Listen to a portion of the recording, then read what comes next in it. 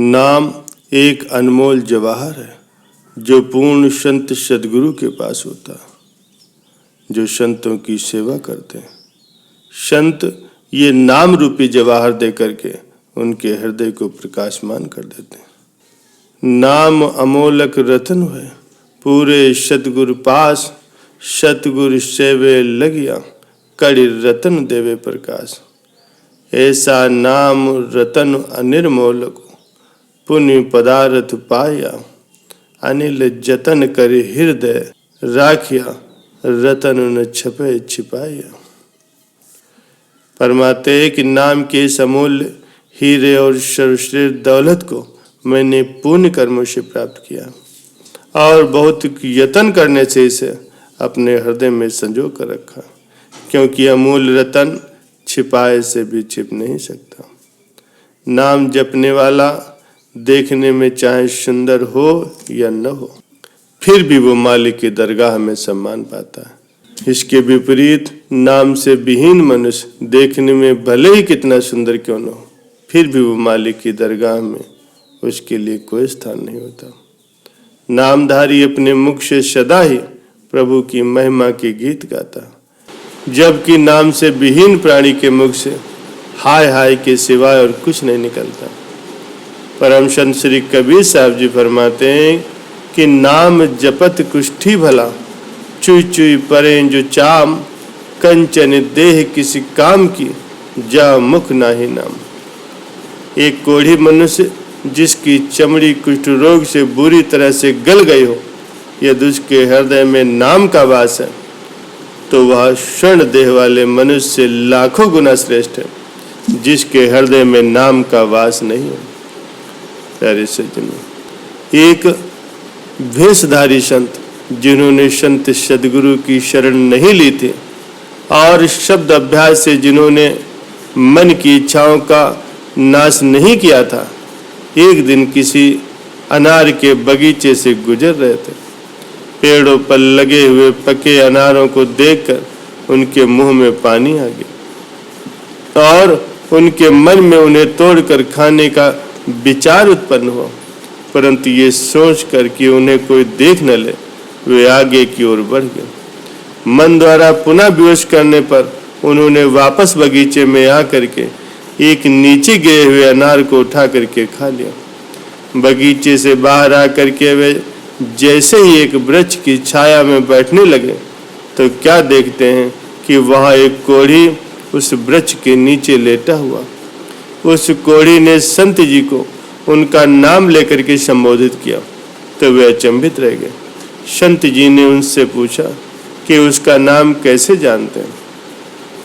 कोढ़ी ने उत्तर दिया कि जिसने परमात्मा को जान लिया तो समझो उसने सबको पहचान लिया।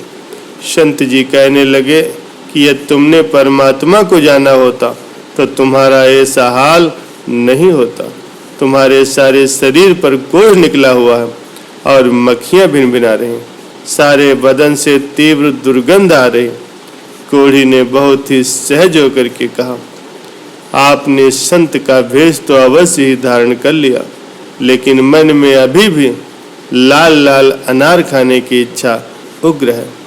कोढ़ी द्वारा अपने मन की अवस्था को भांप लेने से उन संत जी को यह आभास हो गया कि ये कोई साधारण पुरुष नहीं है, अपितु कोई पहुंचे हुए संत है। संत जी ने विनय की, आप कोई करने वाले संत हैं, फिर आपने रोग से मुक्ति प्राप्त करने के लिए प्रभु के चरणों में प्रार्थना क्यों नहीं की। आपने उत्तर दिया, इस फानी व नश्वर शरीर के लिए मैं प्रभु से याचना क्यों करूं। अपने प्रारब्ध के अनुसार जो सुख व दुख मिला है उसे सब्र व संतोष से सहना चाहिए। जब कर्म भोग पूर्ण हो जाएंगे तो यह दुख स्वयं ही मिट जाएगा। मालिक की रजा में राजी रहने से ही कल्याण होता है। अभी वे दोनों इस प्रकार से बातचीत कर ही रहे थे कि एक लकड़हारा उधर से आया और वो उन दोनों से कुछ ही दूरी पर लकड़ियां जला करके भोजन बनाने लगा। जैसे जैसे उन लकड़ियों का धुआं उस कोढ़ी के शरीर को लगता गया, वैसे वैसे ही उसका चर्म साफ होने लगा। कुछ ही पल में उसकी काया कंचन के समान चमकने लगी। यह चंबा देखकर वेशधारी संत जी कोढ़ी के चरणों में नतमस्तक हो गए और कहने लगे कि वास्तव में सुख व दुख तो प्रभु के हाथ में ही है। वे चाहे तो एक पल में ही रोगी के सब दुखों का निवारण करके उसे निरोग कर सकते हैं। ये सब करामात नाम और सिमरन की। इसलिए जीव को सदैव हर श्वास में नाम का जाप करते रहना चाहिए। ये ध्यान रखना चाहिए कि भूल करके भी कोई ऐसा कर्म न हो जाए जिसके लिए बाद में पश्चाताप करना पड़े। जीव को शत व शत की परख भजन सिमरन करने से ही होती है। भजन से ही जीव की अंतर्दृष्टि खुलती है। महापुरुषों के वचन है, मानुष मानुष अंतरा, कोई हीरा कोई कंकरा।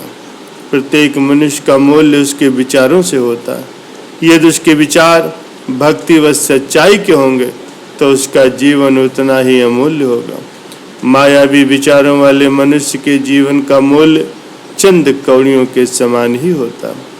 इंसान के विचारों का प्रभाव उसके कर्म व वाणी पर पड़ता है। जो जीव मन वचन व कर्म से समुचित व्यवहार करता है वो भक्ति में निरंतर ही उन्नति करता हुआ अपने प्रत्येक श्वास को सफल कर लेता है। इसके विपरीत जो जीव स्वयं को सद्गुरु के अर्पण नहीं करता वो काम क्रोध लोभ मोह और अहंकार के वशीभूत होकर के अनुचित शब्द बोलता है और दूसरों के प्रति सद्व्यवहार नहीं करता और न ही उसमें सहानुभूति का कोई अंश होता है। ऐसा व्यक्ति स्वयं को 84 लाख योनियों के बंधन में डाल लेता है। जीव को मनुष्य जन्म मिला था आत्मा को बंधनों से मुक्त करने के लिए। यदि फिर भी जीव मन के कहने में आकर के ऐसे कर्म करता है जिनके कारण उसे फिर से 84 की यंत्रणा सहनी पड़ती है तो यह जीव की कौन सी बुद्धिमानी है।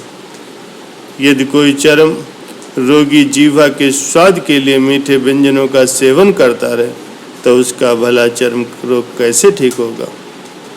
प्यारे सज्जनों, अपने प्रत्येक कर्म का फल जीव को स्वयं ही भोगना पड़ता है। गुरुमुख को सदैव ये विचार करते रहना चाहिए कि उसके हृदय में सुख और शांति का साम्राज्य किस प्रकार से स्थापित होगा। काम क्रोध लोभ मोह अहंकार ईर्ष्या द्वेष का किस प्रकार से मन से सफाया होगा। गुरुमुख को कभी भी इन विकारों को अपने हृदय में स्थान नहीं देना चाहिए, क्योंकि ये सब आत्मा के प्रबल शत्रु हैं जो 24 घंटे आक्रमण करने को तत्पर रहते हैं। इन शत्रुओं से हर क्षण सचेत रहने की आवश्यकता है ताकि जीव इनके चंगुल से बच सके।